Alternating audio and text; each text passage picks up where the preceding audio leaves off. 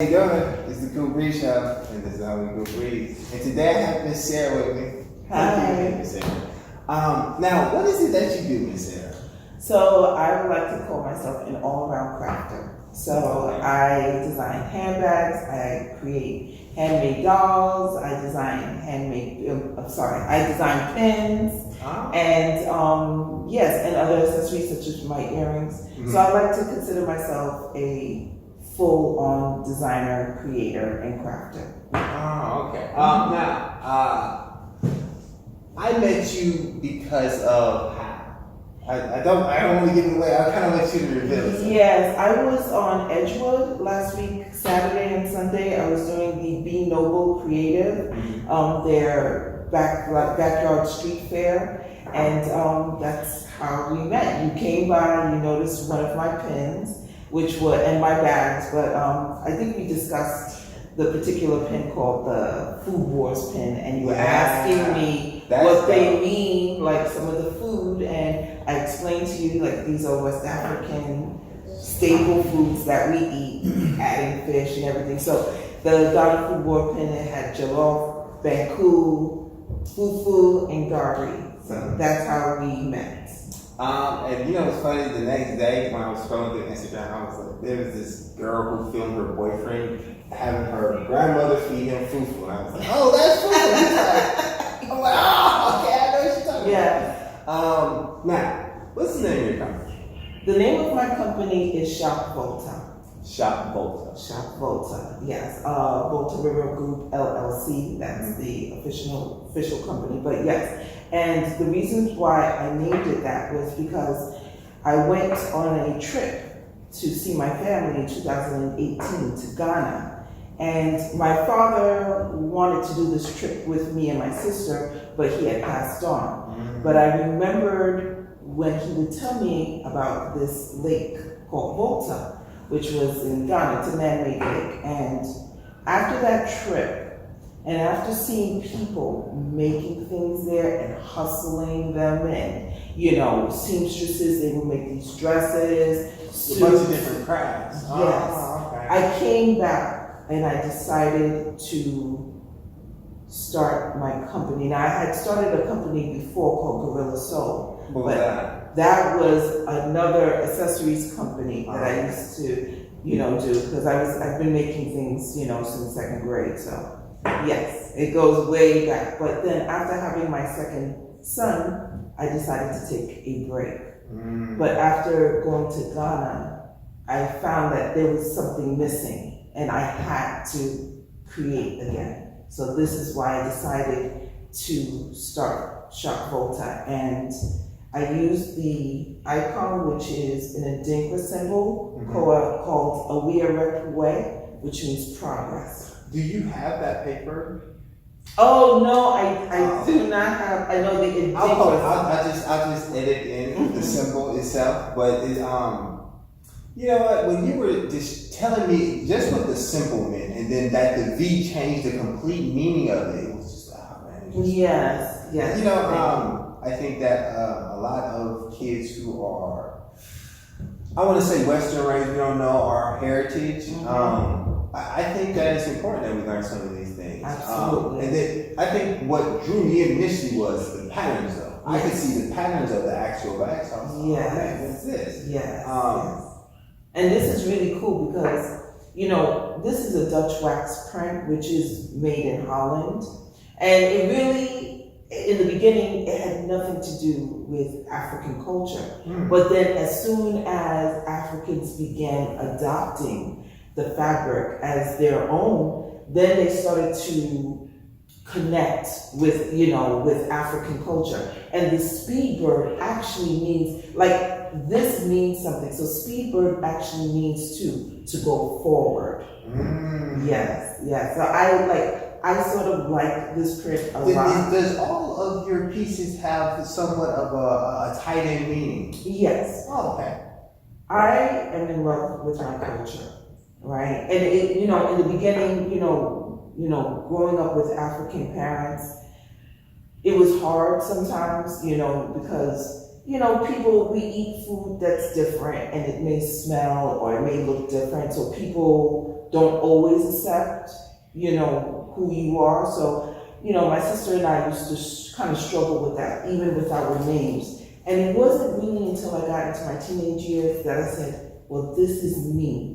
And this is something to be proud of. And so I began doing my own research, understanding my own history, that I was just like, I don't find anything wrong with this, right? And so, I incorporate it now more so than ever, sort of this kind of African folklore, Afrofuturism in everything that I do. So my culture is wrapped up right now in my design. It inspires me. I love it. It's beautiful. Thank you. Again, I'm a history major, so I love learning these different things. Now, where did you grew up in the States? I grew up in New York. I grew up in the Bronx. Oh, you grew up in the Bronx. Okay. I grew up in the Bronx. And then you married somebody from Brooklyn? Yes. They out here in the Bronx of Brooklyn. They didn't say they're Bronx Brooklyn. You feel me? Yes. And then, now you said at a young age you were creating crafts and things like that. I've been doing it since probably first, second grade. My dad used to get my sister and I a series of books. And usually it'd be like, fairy tales, or math or science. And then there would be a book on make and do. And usually when I was home from school or on the weekends, I would use that book. It was like an instructional book on DIY, how to make your own dolls, how to make this. And so I would use that book as well, make my own little things.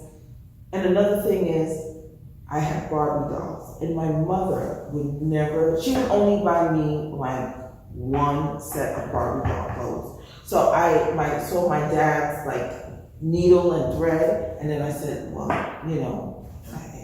I'm gonna just make my own Barbie doll clothes out of socks. It was kind of like out of socks. Out of socks. Oh my God, you're a creative kid. Out of socks. That's out of socks, right?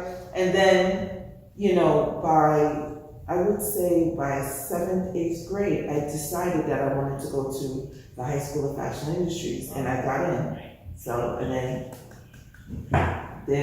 that became I feel like my full journey in fashion training. Wow. Okay, so you're a fashionista now.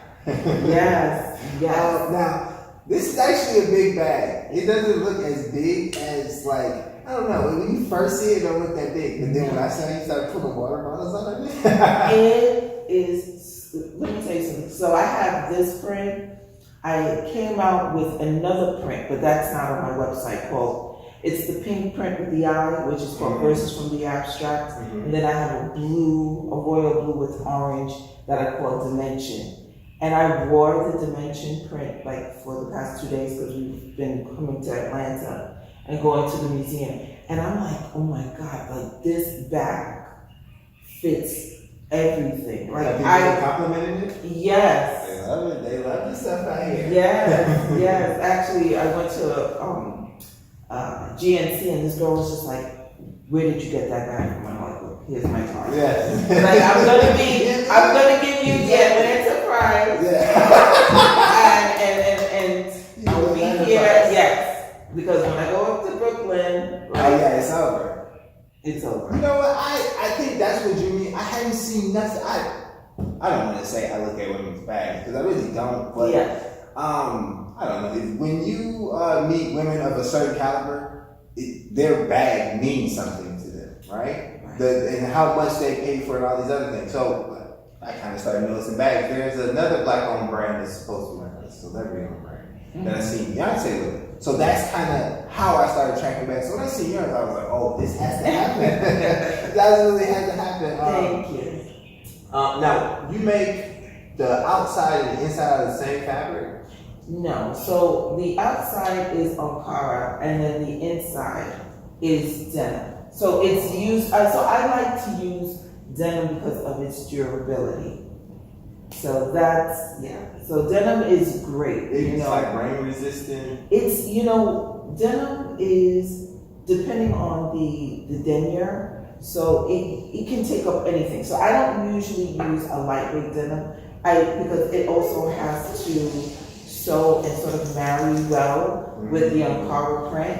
But I use a denim that you can just spot clean. And that, that's what I advise with these bags. Like, don't put it in a washing machine. So usually, like these bags, if someone buys them, I give them a dust bag along with a detailed instructions. Just spot clean it. If you have to dry clean it, just maybe dry clean it, but make sure that they take good care of it. But generally this bag, I've been making clutches. And denim and even cotton are the best bags to have. I know people are like worried, they like, leather and everything, but I also believe in sustainability. So I use whatever I can find to make a bag, especially to make a strong bag. I like it. These bags feel kind of, I can't explain the feeling. It's quilted. I call it my chubby. It's a chubby. It feel almost quilted almost. Yes, but you know what's so nice about it is that it conforms back. So it conforms. So it could be, I could add as much as I want to it, and it won't disfigure the bag, if that makes sense. And it keeps this, because you use this bag on regular. Yes. And it stays this crispy. Yes. Yes. That's beautiful. Yeah. Now, you have pins. I do. And this is for you, so let me just open it. This is my Volta Girl 1988 pin. That's for you. And then this pin is the Grace Jones Island Life pin. And I love that album cover. I think I discussed it with you. Yes, I love that album. Now this, I came out with it initially in December and I completely sold out in 2 days. And I do a small run of this, yes. I do a small run, and so it's completely sold out in like 20 days. In 2 days. Excuse me. Yeah, these are so cool. Yeah. Well, now, okay, so the bags are one thing, but how do you actually make these pins? Is this resin? Well, let me tell you, I'm going to tell you, I work with a factory that works with me, and they design. I can't make everything. So I design it, because I'm really good at graphics. So I send them my directions, and then they follow through. Now, why Grace Jones? Why were you inspired by Grace Jones? I love her album. And can you explain who Grace Jones is? She is a singer. She's from Jamaica. She was hot in the 70s. Even now, she still is. She has that song, everybody knows, Pull Up to My Bumper, or, Slave to the Rhythm. I don't know her songs. Oh, okay, it's okay. I definitely knew she made music. She makes really music making, but I figured you knew better. She really makes dope music, and her husband, who is usually her ex-husband actually, usually designs her album covers. He's really, really artistic. And so I just was like, my God, I think that would be a dope pin. So, yes, and again, all of this is centered around being Afrofuturistic, being inspired by that. I'm also inspired because I grew up in the Bronx in the 80s, so I'm inspired by the Golden. This one? I'm inspired by hip hop as well, in everything, So you'll see that, in a lot of my pins. I think that is cool that we're in a generation where like we can reach back all the way to, because this isn't even African, this is Dutch. You're right. To Dutch fabrics, to hip hop, to the food of Africa, the staple foods in Africa. Yeah. It's like, man, this is a very beautiful company. Oh, you're so sweet. Thank you. I want to show the love. I have to do this. Yeah. I just want to show the love. The reason I want to show the logo is because, like I said, this is it's not only creative, but it kind of shows you like how we used to communicate. Yes. right? Because you have the different symbols of, you didn't just have the symbol for the company. Yes. You had a symbol for, I know what pin you're talking about, and yes, it's called the Indinkra Shields. And it had the Chin Chin, the Awia Repue, Duafe. It had a couple of symbols, and the reasons why, and the Ketepa, the reasons why I felt that was important is Indinkra symbols sometimes are like a shield, right? It's sometimes they also put it on their clothes as protection.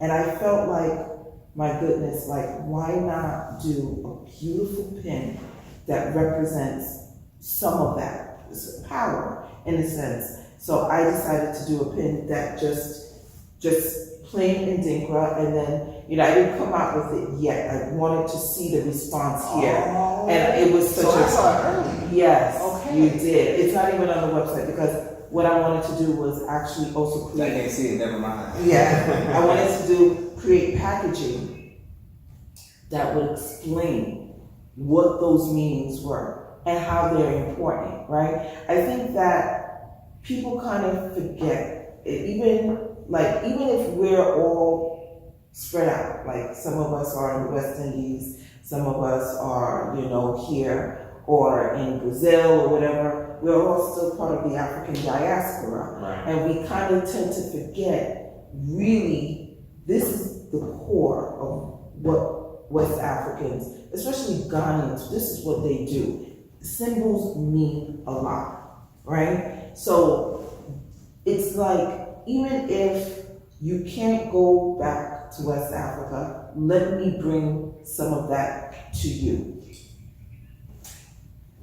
You said it way better than I can say it. That's perfect. Yes. Miss Sarah, thank you for coming on my show. Thank you for inviting me, Kool. I definitely feel like Mr. Rogers now. Because I just find other interesting people. Just cool pins, cool bags. You had something else. Because it was these bags. The dolls. The dolls. Yes. Okay, that's the last thing I want to talk to you about. Yeah. The actual dolls. Now, you said you was making clothes for dolls as a young girl. What actually made you bring dolls into this line? And was dolls part of the first company you did? No, dolls are fairly new. So when my sister gave birth to my twin nieces, I wanted something. I created those dolls so that if I passed on, that this is something that they can even tell their own children. Look at what my Aunt Sarah, she was known for this is what she made us. I wanted to create dolls as a way of showing love. So it's for me, those dolls are an extension of my creativity, but initially the way I did it was to show my love for my nieces. This is for you, this is what I'm gifting you. You know what I'm saying? So that's what it started off as. I made, one for my mother-in-law, who she absolutely loved it as well. And then I was just like, there's the G. Spence quilts, where these women use these quilts to communicate sometimes some of the roads to, out of slavery. With clothes on. Yes. And so they would create these quilts as a way of communicating. So I said, well, why not? I create these dolls. And these dolls are a way, for me, I'm communicating my love for, for Black people. And yeah, you can see my dolls, some of them are light skinned, some of them look white, but to me, they're all Black women, because we come in all shades, and it's sharing what I feel, my expression of Black women to everyone else. Are those going to be on the site? What all is on the site? Because if they get online right now, what will be on the site and what's coming to the site? Yes, so on my website, you will see I have illustrations, which, I do a couple of illustrations that are made in a G-clay print. So the G-clay print or G-clay method is particular inks that will last for about 100 years. So I do all of my artwork. So sometimes you'll probably see some of this in actual illustration. I have my art dolls. I have masks. I have also produced some drinkable masks. I have, Drinkable mask? Yeah, so they have a split, and instead of that you can drink out of. you just drink, you just put your straw underneath. I'm not that smart. I was thinking you can actually drink the mask. Like when you're done, just put it in your drink. Yes. And then I have, of course, my bags. So, like, I consider myself, like, my website is a world into how I think. It's a world into your mind. Yes, it is. Okay. And well, that says a lot because you must be extremely creative to think of the drinking, Yeah. the drinking mask for people that not can you like zip it or it's like No, you just how you would wear it is it has a wire nose bridge, so you still protect your nose. It has just a split, so you just can just tuck it just barely and just put your straw in, and then when you finish, you just fasten right back. and you're not even really taking it off. You're never taking it off. Getting access to a straw or a drink. Okay, I like that. And the name of your site and social media. Yes, so you can find me on Instagram at Shop Volta BK. That's my Shop Instagram. Volta BK. Yes, ShopVolta BK. And then my website is www.shopvolta.com. Thank you, Miss Sarah. Thank you. What's your last name? Johnny Brown. So Johnny Brown. my maiden name is Sarah Johnny. So I kept my Johnny. I was looking at this and I was gonna say this reminds me of Johnny Brown, but I was like, you know what? That was something. You did this on purpose. You play on people's mind. All right. Thank you for watching. We love it. Thank you. Oh man, that's cool. Your last name is Johnny Brown for real? Is it Johnny hyphen Brown? No, Johnny. His name is Brown. Brown. My last name is Johnny. Johnny. That is so cool. That is cool. I want to give these away. I gotta give them to people though. And keep those for you. But I don't wear. When you wear them. I was gonna give them to somebody that'll buy Grace Jones pins and like females who'll buy. Hey. I know females. You know what I mean? It's your pen. Thank you. You can do what you want. I think it would look beautiful on somebody. You can do I know some black business women, man, say they come to work with Grace Yes. Jones. Hey, what you did that? Yeah. I actually sold a guy in Australia was just like, I saw this pen and I need to have it. Really? Yes. And I said to him, look, I don't mind shipping it to Australia, but you're going to have to pay for the shipping because, I ship within the States. He received it it took 3 weeks to get there. He was just like, and he's a pen collector. And usually it's a whole movement out there. Like there's people who literally have 50 pins on their jackets. He was just like, that is the best pin. And this isn't like one of those those little puffy little round metal pins. This is like high quality. It is. It's so beautiful. This is And I had to reorder these because I didn't even say one for myself in the first not edition. touching it, so I don't want to. Yeah, and then you'll see, let me just show you something. So you'll see, right? So here, that's your rubber. And then you see this logo. And they all come imprinted with their logo. I love it. Here. And the logo is on the back. Okay, I might not do more. Oh, man. I don't know what I want to do with them. I know I don't want to keep them because I'm a loser. I want to give them to somebody that will wear them. Give them somebody that, yes. Make them look good. It is your pen, you can do whatever you want. No, but you give gifts. Gifts that I can give to people. And then I can be like, well, go look at this podcast. This is like for Brooklyn. Exactly. She's out here making pins and bags, dolls. Next up, making cars. Thank you.